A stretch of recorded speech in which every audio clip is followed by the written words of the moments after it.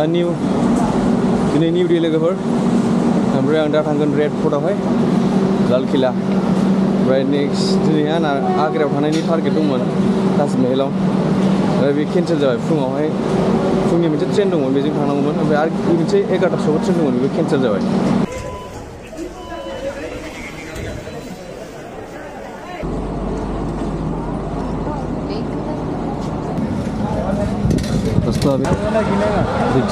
rickshaw गाखोबाय आं लोगोफोर खाथियावनो होनबाय गरम थाबायना लां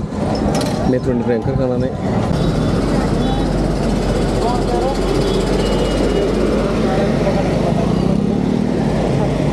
दा नै लाल किलायाव सफैबाय भिउखौ नोंथांमोना नायनो हागोन नै लाल किला ओरैजोंहायनो बेंबाय आं माने मेट्र'जों फैदों आङो बे मेट्र'बो गाखोफेरिया मिथियाना एकदम नायै मेप नायनाय नांगौ जायो बबे स्टेसनाव ओंखारनांगौ बेबो बुजिनो नागिरा ओमफ्राय नैबेनो लाल किला नोंथांमोना उनावहाय नुनो मोनदों ना बेखौ नोंथांमोना खाथिजों मोजां नुहैगोन आरो नैबेयो जर जबस्थि बायनालाय स्पेकआ बिदिनो बिराद 2 नाम्बार सोलियो दिल्लीयावहाय नोंखौ जर जबस्थि लाहोगोन आरो बेबायदि आं नोंथांमोननो मुगल साम्रायजोनि सोमोन्दै एसे बाथ्रा खिन्थानो रेड फर्टनि सोमोन्दै बेखौ जों मुगल फर्टबो होनना बुंनाय जायो बेयो जाबाय वालसो बे नोंथांमोना जा नुनो मोन्दों बे बिराद गिदिर वाल सोरगिदिं गावसिनि महल सिङावहाय गावसिनि रायजो खुंनाय सासन खुंनाय समाव बे बानायनाय वाल बे वालाहाय गोजा अन्थाइजों बानायनाय बिनि थाखायनो बेखौ रेड फर्ट होननानै बुंनाय जायो जेब्लानाखि आग्रानिफ्राय दिल्लीयावहाय केपिटेलखौहाय बै समनि राजा शाहजाहानाहाय लाबोदोंमोन बे समावहाय बे रेड फर्टखौहाय बानायनाय जादोंमोन 16 एप्रिल 1639आवहाय बेखौ गायसननाय जादोंमोन माने अन्थाइ खाम्फा गायसननानै बेखौ बानायनाय जादोंमोन आरो बै समनि शाहजाहान जायनाखि ताजमहलखौ आग्रायावहाय बानायदोंमोन बियो आग्रानिफ्राय दिल्लीसिम गावसिनि राजधानिखौ सोलायनानै बाहाय लाबोनायावहाय बेखौ रेड फर्टखौ बानायनाय जादोंमन बेवहाय गोबां माखासे हिस्ट्रि दं नोंथांमोना मोजाङै हिस्ट्रि फरायबानो मिन्थिगोन टिकेटखौ आं अनलाइन बुकिं खालामखांबाय अनलाइन बुकिं खालामबा माने गोजान लामायाव बेयाव टिकेट काउन्टाराव नेनो नाङा डाइरेक्ट आराम हाबहैनो हायो टिकेटखौ जुदि अनलाइन खालामोबा ओमफ्राय दा हाबलांनि सिङाव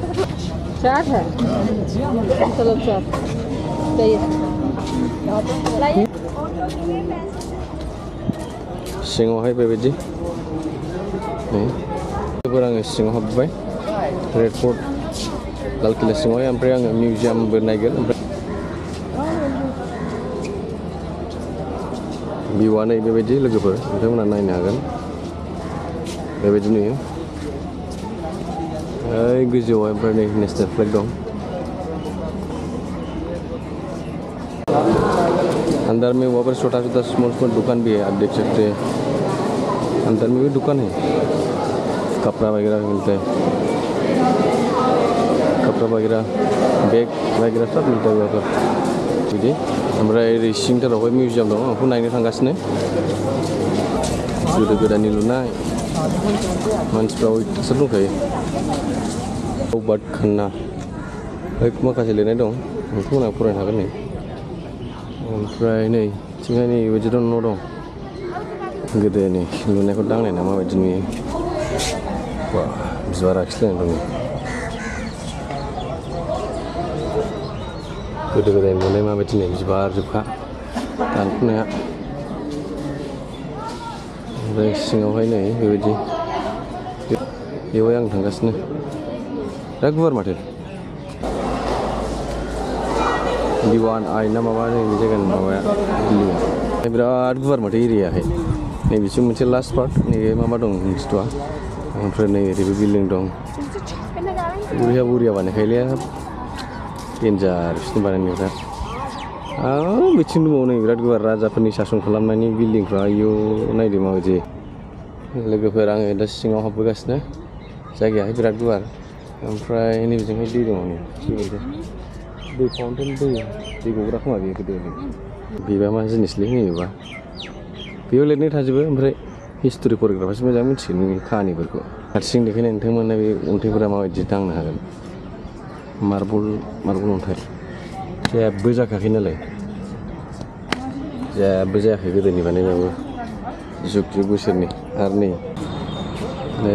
ओरै भिउआ नै बेबायदि ओमफ्राय र' आं ओरै थांगासिनो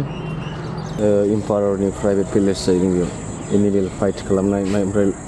मोसा आरो इलिफेन्ट बायदिसिनाफोरनि फाइट खालामनाय माने प्राइभेट प्लेलिस्ट नालाय बायदिसिना दं लिरनाय दं मुगलफोरनिसो डेन्जारलै जायगाया नै बेफोरबायदियावनो बे न'आ एखे एखे नुजोबो ओमफ्राय बैथिंबो गुफुर दंबावो नै बेयावबो मोनसे माबा दङ सिङाव थांबासो मिथिगोन बिनि सिङावहाय मा दङ नै बिराद मानसिलै आजां गाजां दा एबार फैदो लोगोफोर नेताजि सुभाष चन्द्र बसनि थुंग्रि बियो नोंथांमोना नायनो हागोन बे जाबाय अरिजिनेल थुंग्रि दा बिनि अनगायै बैसोरनि गावसिनि Azad Hind फौजनि diary I card बेफोरबायदि रोखोमनि बे जिरायग्रा चेयारमोन बियो दा बै समनि आजाद हिन्द फौजनियाव बाहायनाय माखासे माबायदि नै गावसिनि बेड्सफोरा नै बेफोरबायदिमोन गावसिनि फर्सआवहाय बाहायनाय गावसिनि बै समनि हाथियार हमनानै सोमावसारनायनि बेयो जाहैबाय गावसिनि माबा डायरि बियो नोंथांमोना नायनो हागोन डायरिफोरा माबायदिमोन गोदोनिया नैबे जापाननि फैसा बियो ओमफ्राय नैबे डायरि बैसिनि टप्सफोरा नै बेबायदिमोन नोंथांमोना बेयो जाहैबाय सुभाष चन्द्र बसनि रियेल हेन्ड राइटिं गावनि अरिजिनेल आखाइनि हेन्ड राइटिंआ नै माबायदिमोन बिनिया बोदलाजोबखायो गोदोनि माबा बियो बोरला थिर गोदोनि बै समनि ब्रिटिश सासन समाव सोलिनाय गोदोनि निउस पेपारा नै बेफोरबायदिमोन बै समावहाय बाहायनाय पिस्तलफोरा नै बेबायदि नोंथांमोना मोजाङै नायनो हागोन गोदो माबायदि बाहायोमोन नै बेफोरबायदि बे जाबाय गोदोनि रानिनि मुगलफोरनि ओमफ्राय बे राजा मुगल राजानि बेखौबो नुनो मोनगोन नै बेफोरबायदिमोन गानग्रा गस्लाफोरा नै बेफोरबायदि लोगोफोर बै सिङावहाय नैबे सिङाव मोनसे सुभाष चन्द्र बसनि बे मोनसे माबा मिउजियाम दा बेवहाय माखासे सुभाष चन्द्रनि रियेल हेन्ड रिटेन आखर बिनि लिरनाय ओमफ्राय बिनि माखासे गानग्रा जोमग्रा बिनि माबाया थुंग्रिया माबायदिमोन बेबायदि बुस्थुआ गासिबो बेयाव दङ रियेल ओमफ्राय जों नायखांबाय दा बेनिफ्राय नैबिथिं आरो मोनसे मिउजियाम दङ बाहाय मा दं थांबासो मिथिगोन लोगोफोर सिङावहाय बेबायदि दङ माखासे आगोलनि जोंनि भारतनि उदांस्रिनि जारिमिन बायदिसिना बेफोरनिफ्रा माबा माबि दंजोबो